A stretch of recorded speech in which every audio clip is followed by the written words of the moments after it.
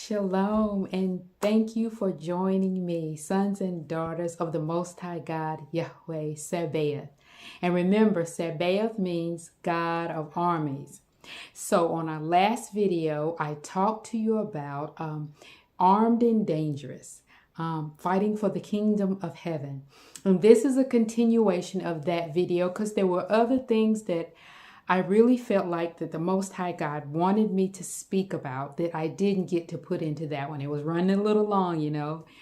I'm so grateful that the Most High God Yahweh is giving me this information.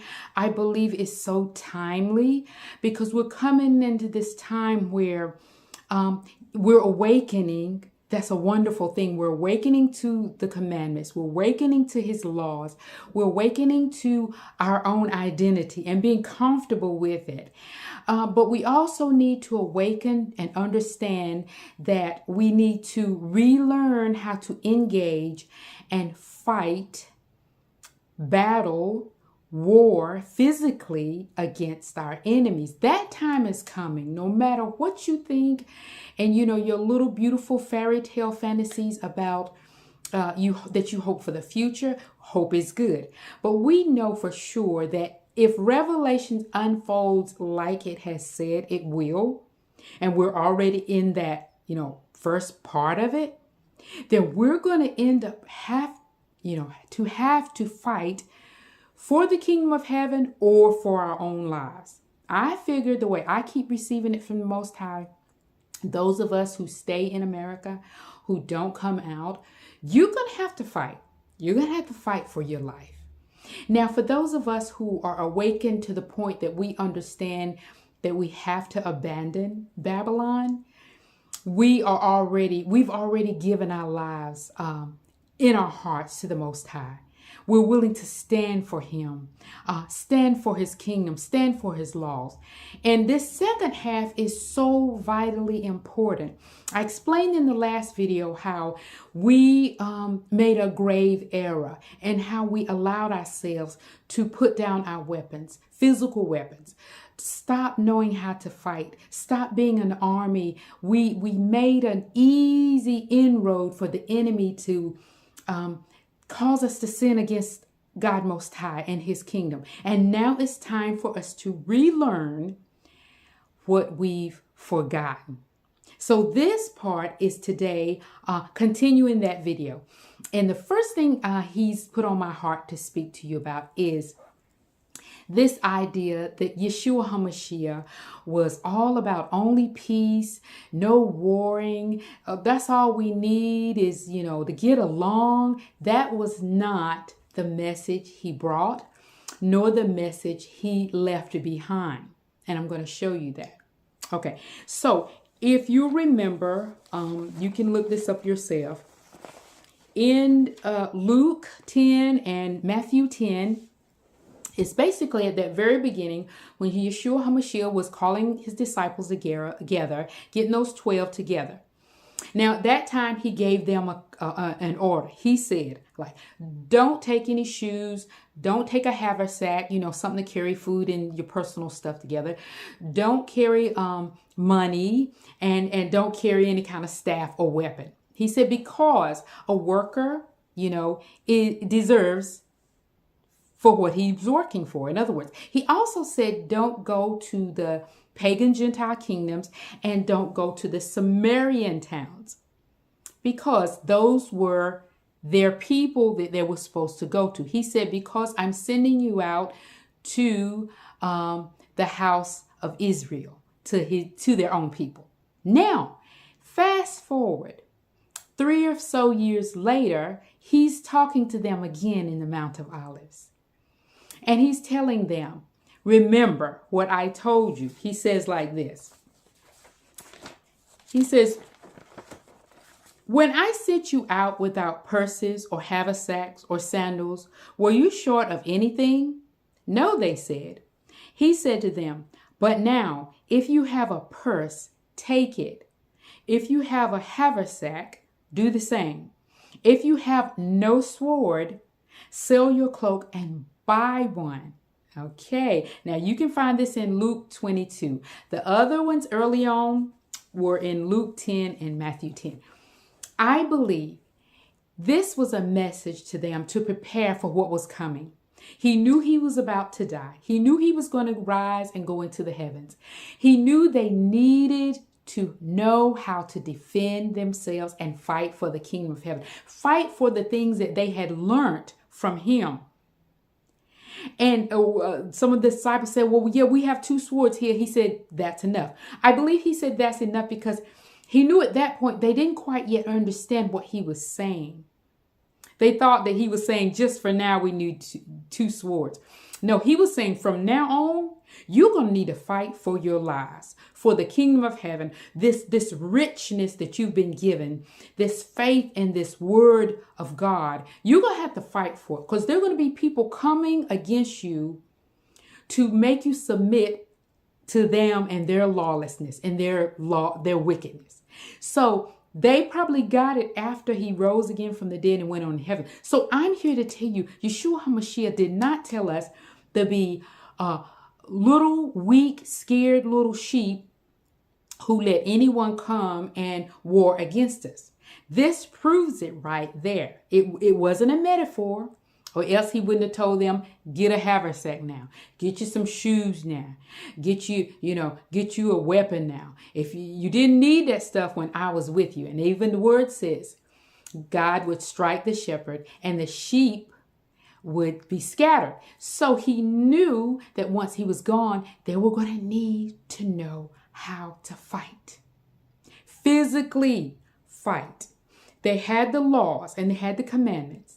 And they had that spiritual warfare that they could fight demons and cast out demons and heal the sick. But they now were going to need that physical weapon. Now, we're going to show you some things in the Bible that prove this. Watch. If you go to Micah 5, 1 through 8, it tells of the end, more or less our time, the end battles. And it says, Judah wins mangling his prey. Put no hope in men, expecting nothing from mankind. So in other words, Judah was supposed to be that war mace, that tribe that went out ahead of the other tribes and fought for the kingdom of heaven and led the other tribes into battle. I hear a lot of people saying, we're the tribe of Judah. We're the tribe of Judah. But I don't think they believe or understand what that all means. And we're going to start a little bit backwards so you can see what it means from the beginning. Okay, so let's start with Jacob. Jacob blesses Judah. He blesses all his sons. I'd say prophesy, because that blessing tells what they're going to be doing up ahead in the future. So he says in Genesis 49, Jacob says to Judah, Judah, your brothers shall praise you. You grip your enemies by the neck. Your father's son shall do you homage. Judah is a lion cub. You climb back, my son, from your kill. Now, let's go on and finish that. Then he goes on to say, like a lion, Judah crouches and lies down, or a lioness. Who dare rouse him? The scepter shall not pass from Judah, nor the mace from between his feet. Now, this is important. Scepter is that crown or that command from God. That he will always be that head, that crown of his people. Just like Yeshua HaMashiach is from the tribe of Judah, and he is the Lion of Judah who will come back and wage war as well. But until he comes back, Judah was supposed to be the one who was the guardian and the protector and the defender of the 12 tribes and of the kingdom of heaven. We don't quite understand the importance of the 12 tribes and Judah. Okay, you have to understand, heaven and earth, the kingdom of heaven and the kingdom of earth are supposed to be sort of interlocking agents. You have the angels up in heaven, the four-world paradigm, who at the highest level are guarding the throne of Yahweh. Judah was supposed to be the one that guards that throne in Jerusalem, and the other 11 tribes. So we have to understand how it works together as a collective. So now that scepter means the king. There will always be a man of God that God brings to be that king on the earth, to place on his throne. Now that other part, it says, nor the mace will never depart from between his feet. Now that's a command for you right now. It says, never will the crown ever depart from Judah, nor the war mace. And I'm going to tell you now what that means. Okay. So mace means a blunt weapon, a type of club. It's a long staff with a large, hard club at the end. And it says a blunt weapon, a type of club that uses a heavy head, the end of a handle to deliver a powerful strike. In other words, to crush the head with one blow of the enemy. And so that is telling you two things. Judah would be that line of kings, but he would also be that warring tribe that engaged in battle first, went in ahead to engage in battle first. And if you read all throughout the Bible, that's exactly what happened. Judah, the Levites would be put out first to sing and praise and lift up glory and honor to God that brings down the heavenlies. And then Judah would be that first tribe to engage in battle. So we must understand nothing has changed. The only thing that's changed is that we listen to our enemies and we stop fighting for the kingdom of heaven. And when we did, our people would go into bondage, into slavery. We started to assimilating. We started to doing what they did, watching them, following, and God would let us go into slavery so we could serve them because we were serving sin. Sin is the pagan Gentiles. They brought sin into the earth through Cain. And when we lay down our weapons and stopped fighting our enemies, then sin took us over too. It's so simple. It's so simple. So we must understand that it's time for us to come back as the complete house of Yahweh. Not just the one side of the priest and and the laws, which is needed, and the commandments, and knowing the name of the Most High, Yeshua HaMashiach, knowing righteousness and holiness. But that other side has to come together, that we're willing to defend it. Okay, so let's go on. Okay, now in Psalms 114, verse 1, it says, when Israel came out of Egypt, the house of Jacob from a foreign nation, Judah became his sanctuary and Israel his domain. Sanctuary, think of it like this, just like I said, Yahweh has his temple in heaven, the full world paradigm. The highest level is where his temple is. He has guardian cherubs and guardian angels up at the threshold of his temple to fight any force that tries to come up there and disturb his kingdom.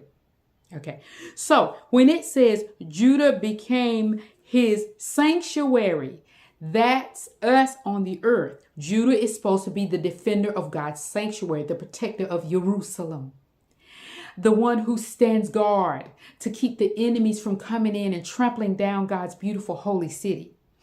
Because the throne of Yeshua HaMashiach and Yahweh in heaven and the throne in Jerusalem is one, is connected. Remember how Jacob saw the angels ascending and descending. It's like a stairwell. They're both connected. They're just in different locations. And it's our job as God's servants, as the tribe of Judah, to defend it. And if it gets took, to come and take it back. It's time. God is calling us back to do what we were giving that prophecy to do. Okay. Meaning, Judah is supposed to fight until Yeshua returns to finish the job as judge and punisher of the pagans. All throughout the Bible, even into Revelation, Yeshua HaMashiach says he's going to be punishing the European pagans. Why does he keep saying that? Because that's what's going to happen. And his army on earth needs to be prepared and ready to fight with him, alongside of him. Not cowering somewhere in a corner, hoping that they'll get to go somewhere like Africa and sit down and not have to do anything. Where is your courage? We are not supposed to be weak, fearful people. Now, David was a Judean, and he was raised up. God gave him that wisdom and knowledge how to fight. And by the time he becomes a young man fighting for the kingdom out there with the Goliath, he's prepared. He knows how to take his enemy down, and he has confidence to do it. And so that's why they were called Judeans in the days of the Maccabees.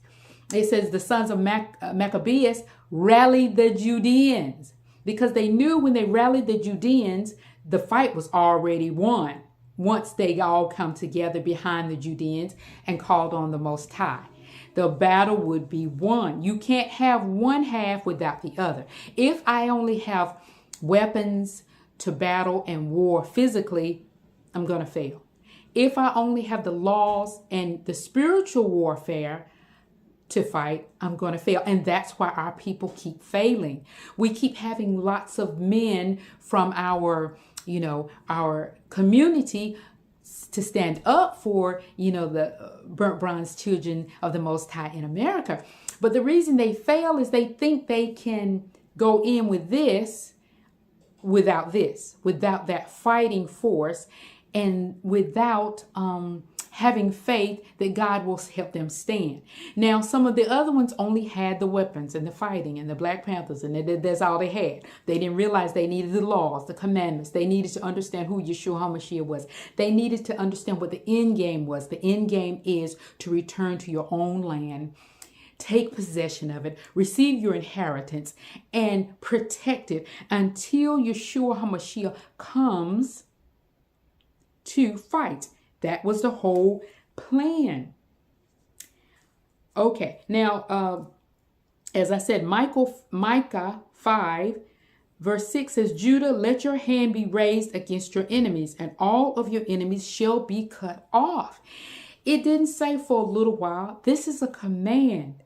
And as I said in the other video, if you will notice, every time our people, for whatever reason, maybe they want to do, trade with other European pagan nations, every time they lay down their weapons of war, they stop fighting for the kingdom. And when I say stop fighting for the kingdom of heaven, I meant you're only going to fight for what you believe in. You're only going to fight what you love. You're only going to fight for what you care about. And some people right now are shaking their heads saying, no, I don't think God wants us to fight. Well, I tell you one thing. If somebody come to your house and try to fight you and take your children, guess what you're going to try to do? Most parents are going to try to fight back, right?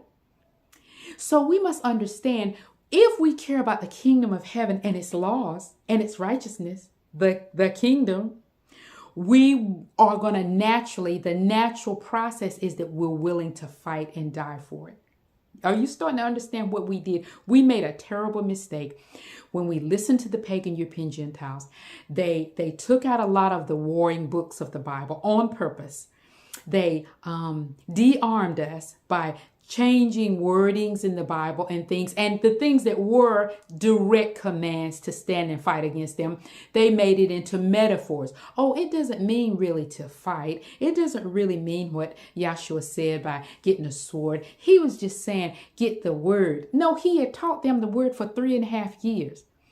Why would in the day he's about to die and go into the heavens, would he be telling them to get a sack, get shoes, get everything they would need, and get swords, weapons of war, because he knew they were going to need them. And because we've listened to this watered down version of the European Gentiles trying to disarm us, because they know who we are and they know they could never stand up against us if we were in line with the laws and in line with that warring spirit to fight, physically fight, war, hand-to-hand combat. They know that they could never destroy us. So they have to take one away or the other or some of both. They have to make us weak and docile so that we won't know. Now, I want to read something to you in Jeremiah. It says, Jeremiah 4, Yahweh says this, come back, disloyal Israel.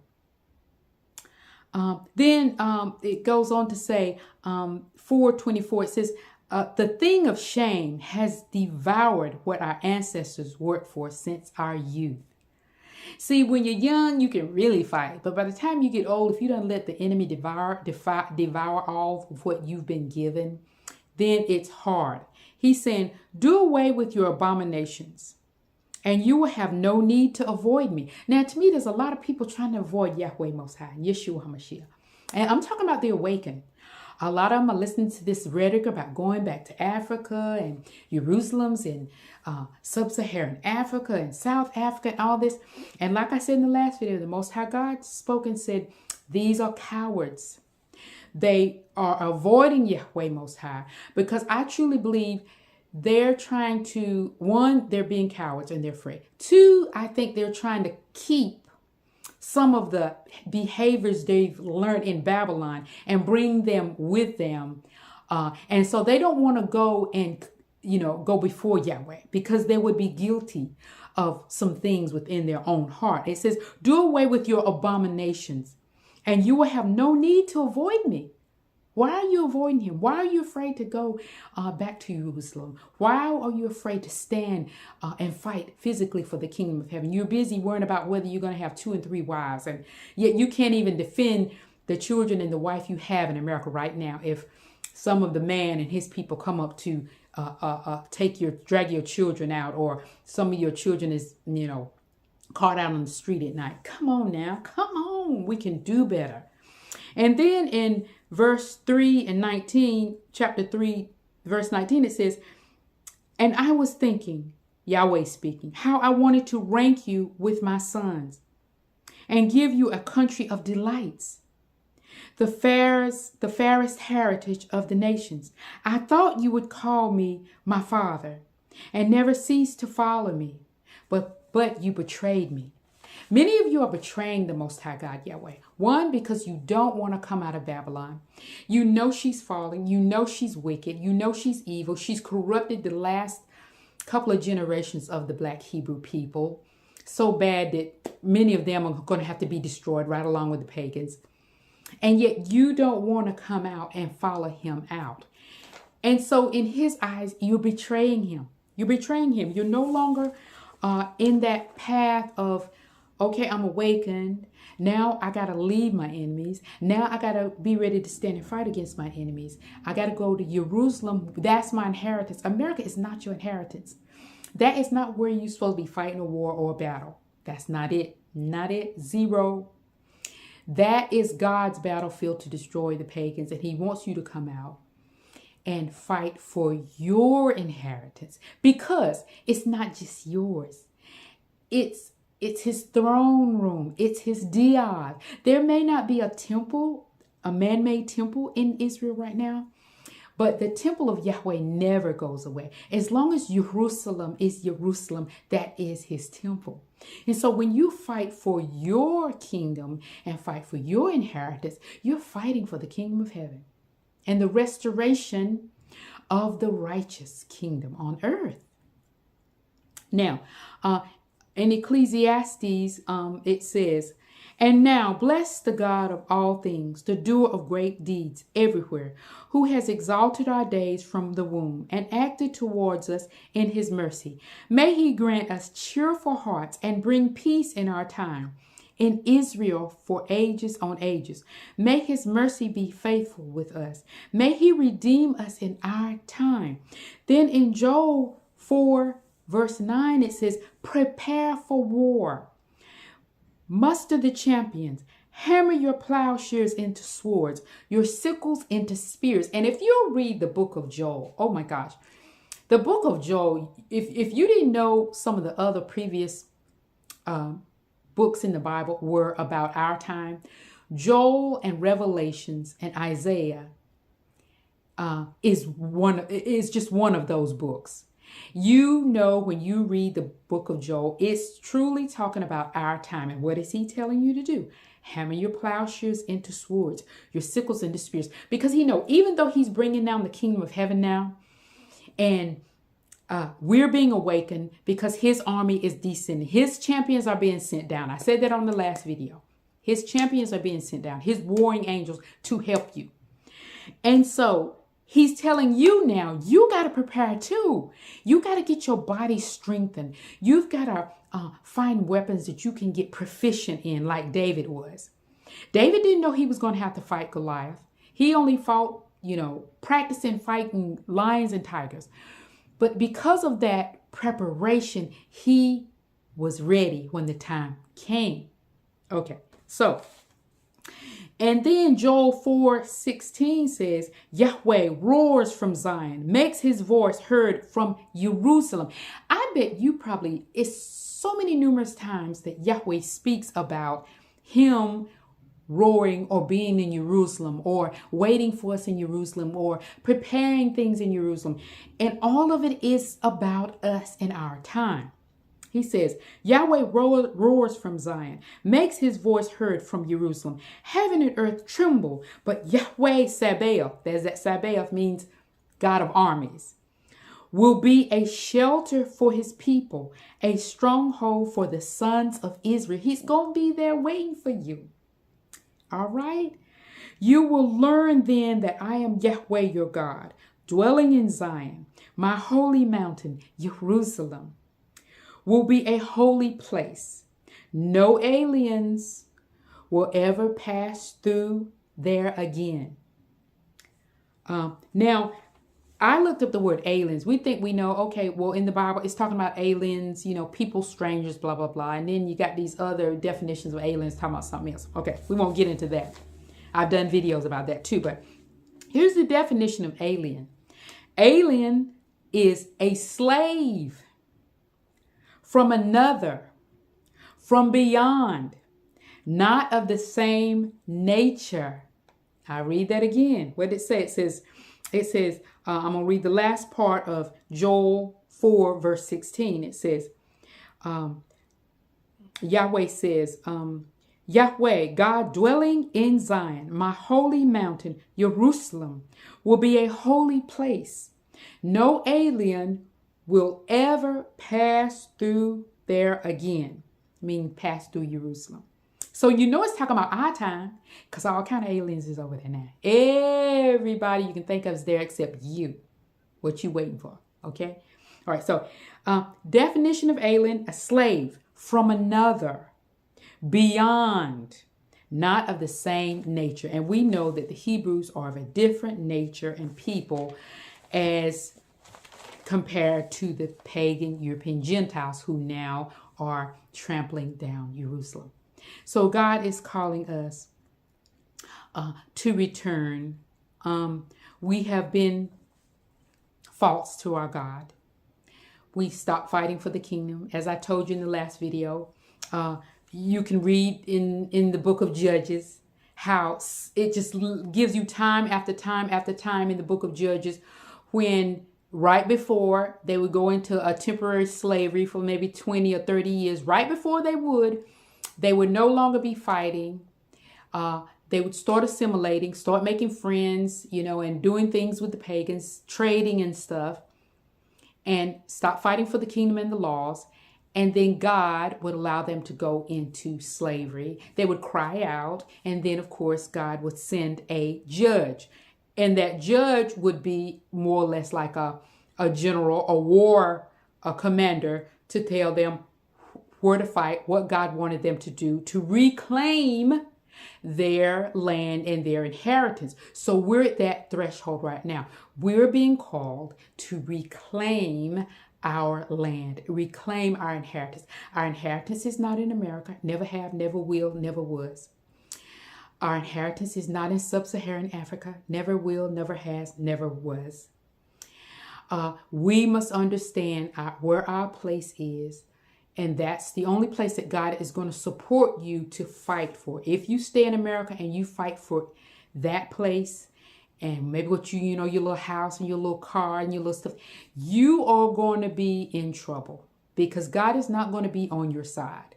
You're going to be trying to defend something that's already marked out for the ban. And the word of God, it tells you anything, you can read that in Genesis, that's marked out for the ban that you try to hold on to, like in AI, how they were gone up against AI, and one of the people in the 12 tribes of Israel had taken some things from when they did the other war against Jericho, had hidden some things in his tent, some gold and silver. It's supposed to have been all under the ban, but he took it. So it said it made his tribe and his people come under the ban. Ban, not like a band playing music. We're talking about ban like you out, you done, you dead. The ban. You're banned from having, banned from living, banned from possessing. So we know then that anything we try to hold on to that is under God Yahweh's ban, B-A-N, means that we're going to incur a curse and be under the same ban that should have been only for that enemy. So when you think you're going to stay and, oh, I'm going to stay and fight for my stuff. Well, the only thing you're probably going to be fighting for is your own life. And you're probably not going to be able to keep that because God is not on your side. If you are a believer and if you are part of the awakened, your duty right now is to, 1, separate from Babylon. Physically, come out from among her, my people. That's what it tells you. 2, your next step is to prepare to come home. 3, you should be preparing to war. So if it comes to it, you will be able to stand and fight like heroes and not be a coward. Because if you don't, as the word says, if you don't fight for the Yahweh and stand for him, you won't stand at all. And I told you that in the last video, what the Most High said to you, his people, about this situation. And yes, we've been deceived into thinking that we don't need to fight physically. Well, you're getting a wake-up call now. You will need to fight physically. You will need to war. You will need to learn how to be proficient in some type of weapon. So I'm just bringing you a word from the Most High. You take it, you pray on it, and you do what the Most High tells you to. Let me make sure I've told you everything he wants me to tell you because I don't want to leave anything out.